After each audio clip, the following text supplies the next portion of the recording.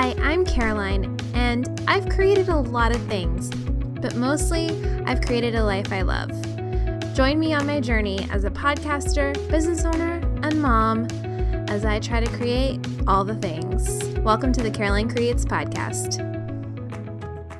Hi, everyone. Happy Thursday. I hope everyone is having a wonderful Thursday. This episode comes out on Thursdays, in case you weren't aware. Today, I wanted to talk a little bit more about launching a podcast specifically and just go over kind of some of the basics that you need to launch your podcast. So I have created a podcast launch checklist, and you can get it on my website. You can go to carolinecreates.com, or the link will be in the show notes. But this is really a great place to get started and kind of figuring out what you need to have before you launch your podcast or as you are getting ready to launch your podcast. So we're just going to kind of go over some of those things today, and then I have something pretty special to share with you at the end of the episode. So the first kind of thing that you need is all the little particulars about your podcast. So your name, your description, what your podcast is about, all of those kinds of things. I like to start there. I feel like that's a really, really good place to start. And, I've talked many times on this podcast about, in fact, I did a whole episode on understanding what your podcast mission is and that kind of thing. And all of this information needs to kind of say that right away. When people go to your podcast on iTunes, they want to be able to read your description and kind of understand what they're going to be listening to. And if you can throw a little personality in there, I think that's even better. So that's the first place I like to start. And the other place that kind of goes along with that is working on your cover art and your branding. So I think it all ties in together. What kind of message do you want to send with your cover art? What do you want people to get out of it? It's this tiny square. And so sometimes it can feel really daunting. You don't want to put too much in the square. You want to have just a little bit. You want it to look good on iTunes. And so thinking about all of those things as well, but also really thinking about how it plays into the whole story that is your podcast.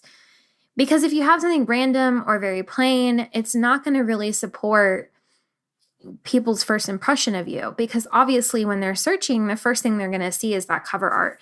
And so I do think it is important to take the time to kind of go through that and figure out what you want it to look like. Now, there are some elements that you can kind of start working on before you even have episodes in mind. And those would be your music. So if you're going to have any music in your podcast, your intro and your outro. So once you've kind of nailed down your podcast name, your description, what your podcast is about, what the mission of your podcast is, then you can really start to think about, okay, what do I want them to get from this? What is the first thing I want them to hear? What is the thing that I want them to take away from it? And, keep it simple, keep it short. An intro doesn't have to be super long. It can be really short and sweet and to the point. And the outro just needs to have a call to action. What do you want them to do after they're done listening to the episode? And I think music really plays into this as well. I think that your music needs to kind of convey the feeling of your podcast. And so I like to get a few samples of music before I decide on one. Sometimes I work with 5 or more samples, which can be overkill. So usually 3 to 5 is a good range. But record your intro and then play it with the music and see if that conveys the vibe, the feeling, the mood that you want to convey when people start listening to your podcast. Okay, so once you have all those pieces down, I feel like it's kind of just rolls from there. You can start recording episodes, putting episodes together, and you really start to feel like, hey, I've got this podcast. I can do this thing. Here we go. And then you get to the feed. And I have a whole episode on what a feed is. But what I always recommend to people is that they get an RSS feed host. I do prefer Libsyn. I think they're amazing. Also, kind of along with the feed, you want to think about where your podcast is going to show up on iTunes. So what category does your podcast need to be in? What makes the most sense for you and for the content that you are putting out into the world? And there's a really, really easy way to do this. So what I like to do is, let's say that I know that my listeners listen to another podcast. So I would search that podcast on iTunes, scroll to the bottom, and where it says recommended podcasts, I would just start clicking on all of those podcasts. And if you go to those podcasts, their page on iTunes, if you look over on the left-hand side, up at the very top, you will see what their main category is. And I will just keep going and clicking and going through and clicking on the categories, seeing who's in the categories until I feel like I found a place that fits. Because what I want to make sense for my listeners is that when they are on my podcast page and they scroll to the bottom and see recommended podcasts, that the podcasts that are recommended to them make sense for them as well. And so it all needs to kind of fit together. I mean, obviously, there is this whole mindset of, but I don't want to be with my competition. But you do, because the people who are listening to that podcast are going to want to listen to yours and vice versa. And so it's a really, really great place to be. So as I'm working on setting up my feed and working on that, I'll also really think about those categories, which is part of the launch process. Then there's a couple of other little things that you need to do. One, you need to decide if you're going to edit or hire that out. So I've said this multiple times, having a podcast is definitely a huge time commitment, and editing is a huge piece of that time that you're committing to podcasting. And so you just need to decide, do I have the time to commit to this? Do I have the money to hire an editor? But I would go ahead and try and get that in place before you start.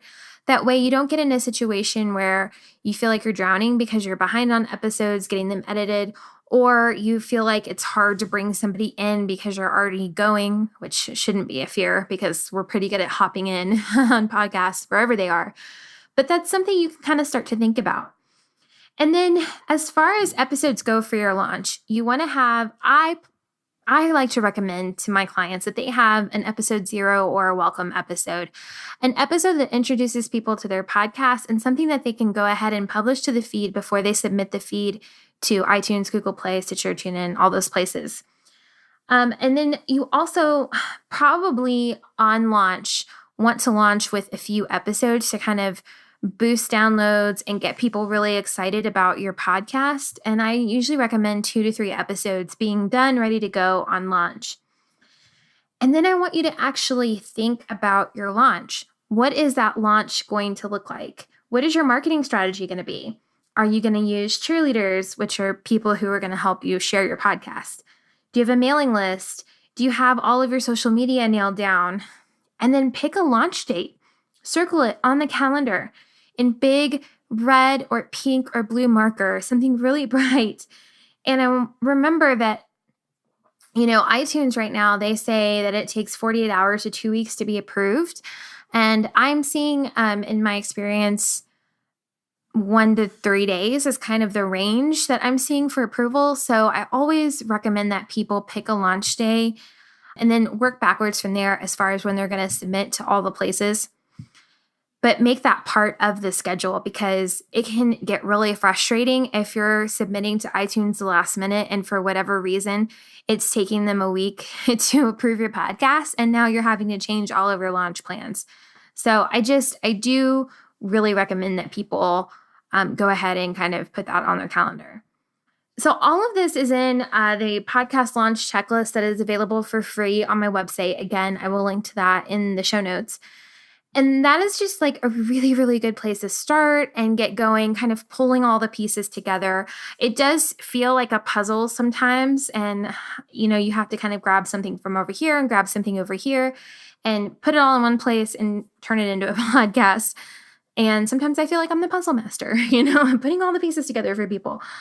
So one of the things that I am working on in this coming year is freeing up my schedule a little bit, but still being able to give people the help that they need. And the number one thing that people have told me they need help with is launching their podcast.